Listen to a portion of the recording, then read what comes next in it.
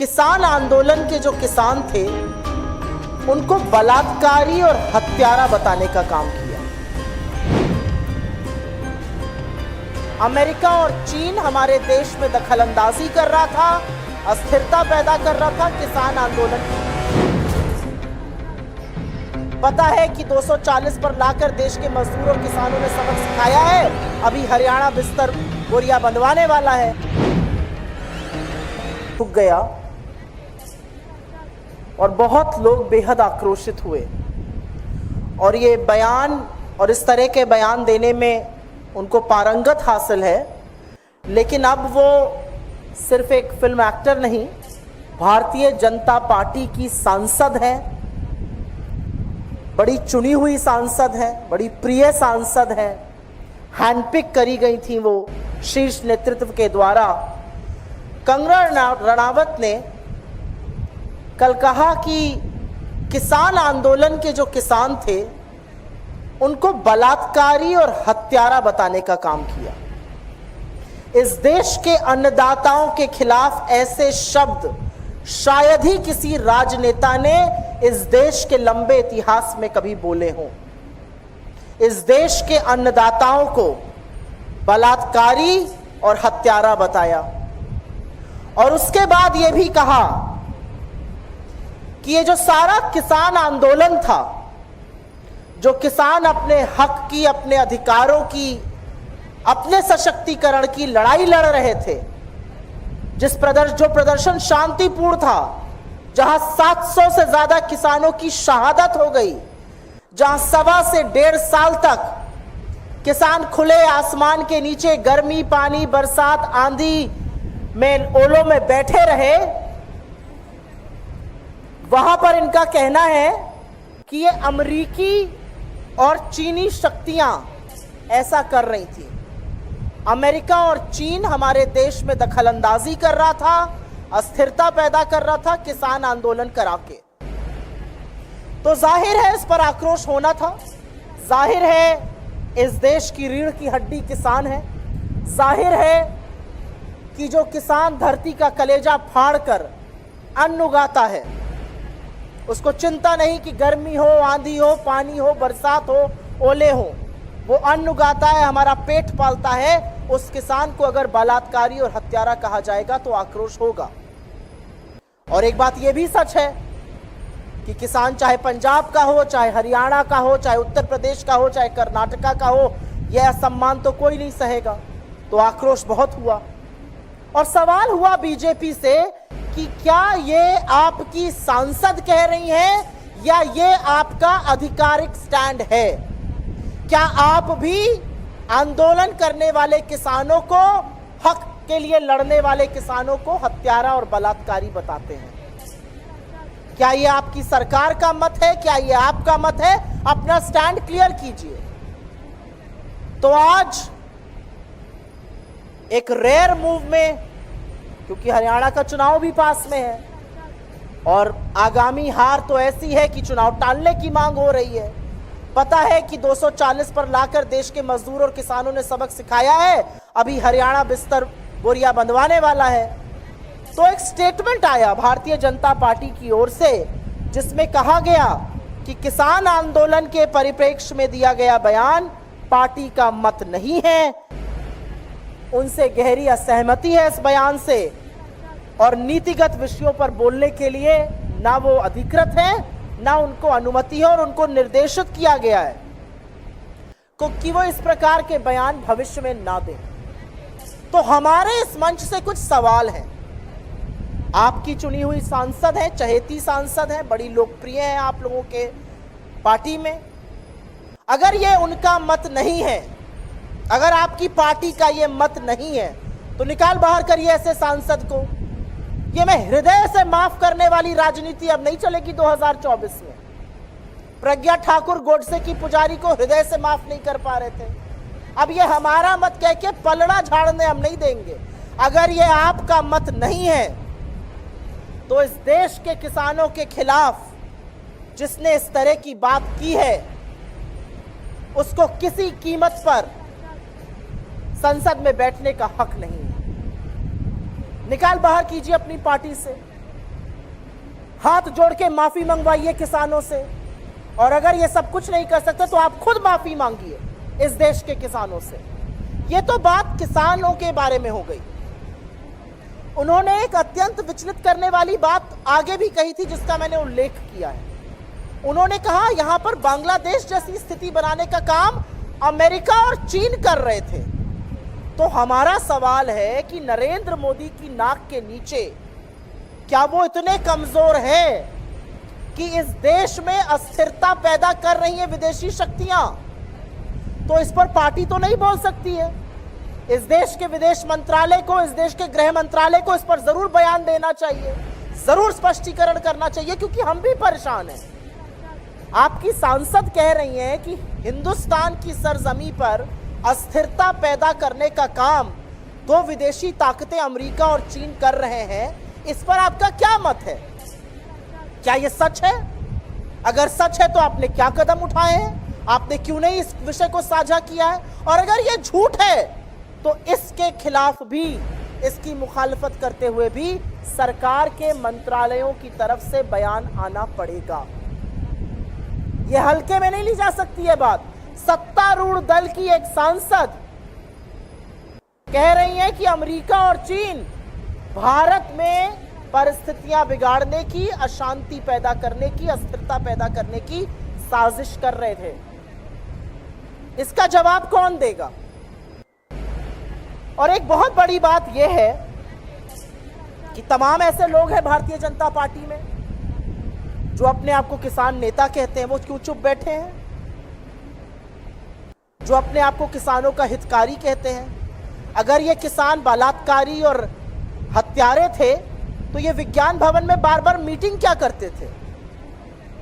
अगर ये किसान इतने दुष्कर्मी थे तो इन किसानों के आगे नरेंद्र मोदी को घुटने टेककर नाक रगड़ के काले कानून वापस क्यों लेने पड़े? तो हमारा मानना है, और हम इस मंच से फिर से कहेंगे कि सरकार स्पष्टीकरण दे कि जो अस्थिरता पैदा करने की विदेशी शक्तियों द्वारा बात की गई है उसकी क्या सच्चाई है। पार्टी पलड़ा नहीं झाड़ सकती है कहकर कि यह हमारी राय नहीं है। आपकी राय नहीं है तो जिसकी इतनी कुत्सित राय है उसको अपनी पार्टी से निकाल फेंकिए। मूल मुद्दा यह है, यह हम आपके सामने आके कहना चाहते थे। इस देश के आजाद हिंदुस्तान के इतिहास में कभी भी हमारे किसानों को इन शब्दों से नवाजा नहीं गया है, और सत्तारूढ़ दल की एक सांसद ये करती है, और बीजेपी बस ये मुंह मोड़ लेगी कि यह हमारा मत नहीं है। अगर आपका मत नहीं है तो निकाल फेंकिए, और सरकार के स्पष्टीकरण का हम इंतजार करेंगे, क्योंकि देश में विदेशी ताकतें काबिज है। नरेंद्र मोदी की सरकार इतनी कमजोर है और यह सब हो रहा है, उसका भी सत्य सामने आना चाहिए। आपके सवालों का स्वागत है। जी हाँ, ये बहुत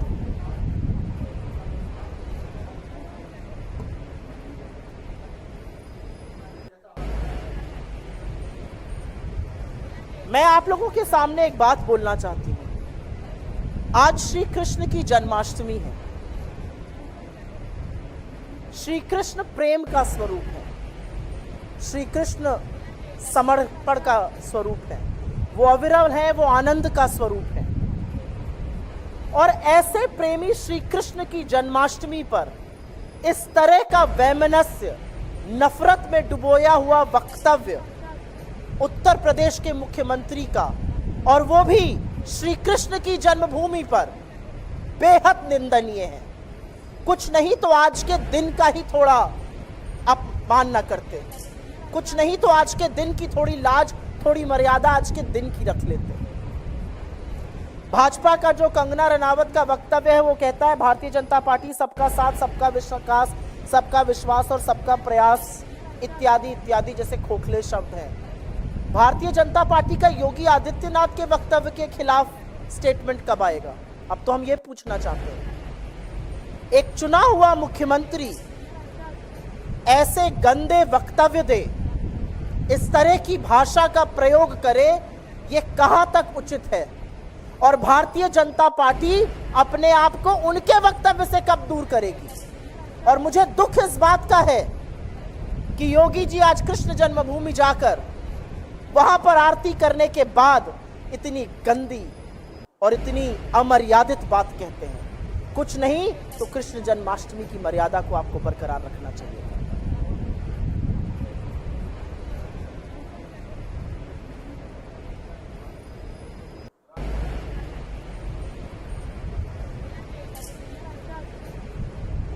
ये जो भाषा आपने अपनी ओर से बोली मध्य प्रदेश के मुख्यमंत्री की, मैंने नहीं सुनी है, लेकिन मैं आपकी बोले हुए वक्तव्य पर ही अपनी टिप्पणी दे देती हूँ। जी हाँ, अपना जो आपने उनका वक्तव्य पढ़ के सुनाया उसी पर टिप्पणी दे देती हूँ। मोहन यादव जैसे लोग लोकतंत्र को नहीं समझते हैं, वो इस देश की संस्कृति को नहीं समझते हैं, वो इस देश की आत्मा को नहीं समझते हैं। इस देश की मर्यादा में श्री राम है, इस देश के प्रेम में भगवान श्री कृष्ण है। तो श्री राम और श्री कृष्ण का नाम लेकर अपनी गंदी राजनीति मत चमकाइए। आप लोगों ने लोकतंत्र की हत्या कर दी है। आप लोग लोकतंत्र के नाम पर वो काम कर रहे हैं जो गुंडे और अपराधी और माफिया करते हैं। आप लोगों ने वो कदम उठाए हैं जो कोर्ट कचहरी पर ताला लगाने की समान है। आप लोग न्यायपालिका से बाहर जाकर बनाना रिपब्लिक चला रहे हैं। तो सब कुछ कीजिए, हमारे देवी देवताओं का नाम मत लीजिए। और असलियत यह है कि चाहे वो मध्य प्रदेश के मुख्यमंत्री हों जिन्होंने बगल वाले उत्तर प्रदेश से बुलडोजर चलाना सीख लिया है, या योगी आदित्यनाथ हों, ये सब ढोंगी हिंदू हैं। क्योंकि हिंदू धर्म में आस्था, प्रेम, विश्वास और सबसे ज्यादा शांति की बात होती है। और जो हिंदू धर्म में शांति को भंग करता है वो ढोंगी हिंदू है, वो हिंदू धर्म के खिलाफ है। इसको कहने में मुझे जरा सा भी संदेह नहीं है।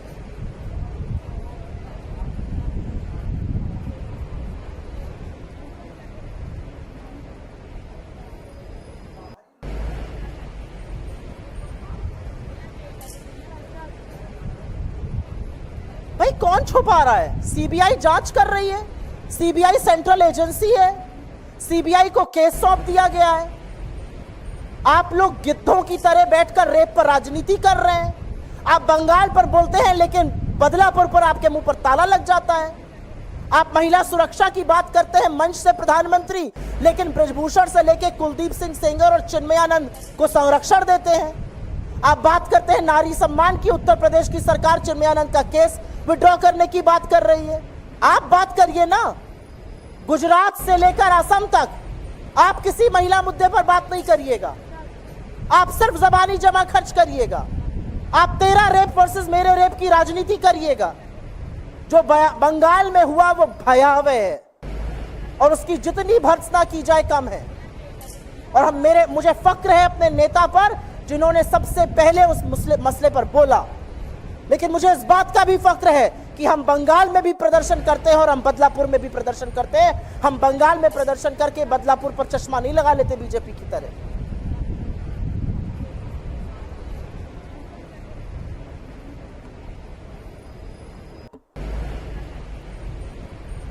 ये जो सारे बयान है ना, ये जो सारी बातें हैं, ये जो नफरती चिंटू बीजेपी के बोलते हैं, ये सब बहुत पुरानी बातें हो चुकी हैं। इसका कोई मतलब नहीं है। अगर आपको लग रहा है कि इन सब चीजों से चुनाव जीते जा सकते हैं तो देख लीजिए ना 2024 का चुनाव का नतीजा। यही सब तो कर रहे थे मोदी जी। मुजरा, मुसलमानों के खिलाफ बोलना, मंगलसूत्र की बात करना, भैंस कोई चुरा के भाग जाएगा जैसे हास्यास्पद बात करना। क्या हुआ? इस देश ने उनको न सिर्फ संविधान माथे पर लगा दिया, इस देश ने उनको हिंदुस्तान की राजनीति का पलटू राम बनाकर रख दिया है। ये भूल गए हैं मोदी जी।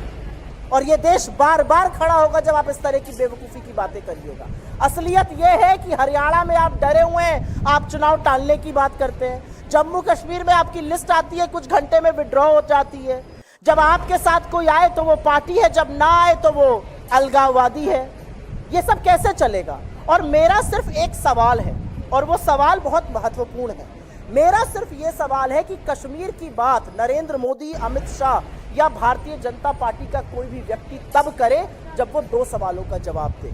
आप तो बड़ा राग अलापते थे, क्या हो गया? बारामूला से लेकर अनंतनाग, राजौरी और श्रीनगर में चुनाव क्यों नहीं लड़ पाए? काहे भाग गए? पहला सवाल। और दूसरा सवाल, पिछले 78 दिन में 19 आतंकी हमले हुए हैं जम्मू कश्मीर में, हमारे 19 जाबाजों की शहादत हुई है। उस पर नरेंद्र मोदी के मुंह से एक शब्द श्रद्धांजलि और संवेदना का नहीं निकलता है, और आपको लगता है ये देश देख नहीं रहा है। आप लोग इस पर सवाल करिए, ये जो भाजपा ने इशू किया है, जो पलड़ा झाड़ने का मुद्दा है। जी हाँ, बताइए।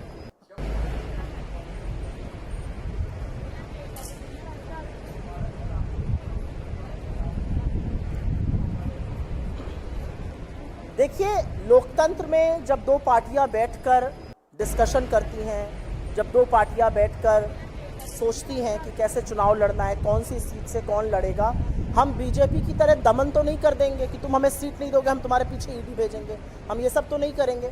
लोकतंत्र में विचार विमर्श कंसेंसस मेकिंग से होता है। अभी वक्त है, आप लोग घबराइए मत, कैंडिडेट्स की सूची जल्दी निकल आएगी।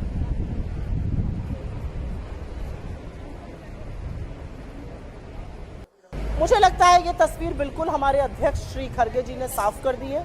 उनका कहना है कि यूपीएस में जो यू है वो यू टर्न है, वो नहीं है जो लोग डिमांड कर रहे थे, वो नहीं है जो ओपीएस में मिलता है। हमने अभी इनको यू टर्न कराया है, अभी देखिए हम आगे आगे इनसे और क्या कराते हैं।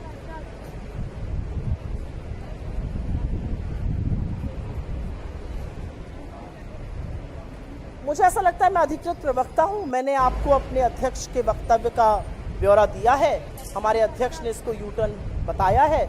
उसके आगे मैं किसी और के बयान पर टिप्पणी करूं, मुझे नहीं लगता वो ठीक होगा। धन्यवाद।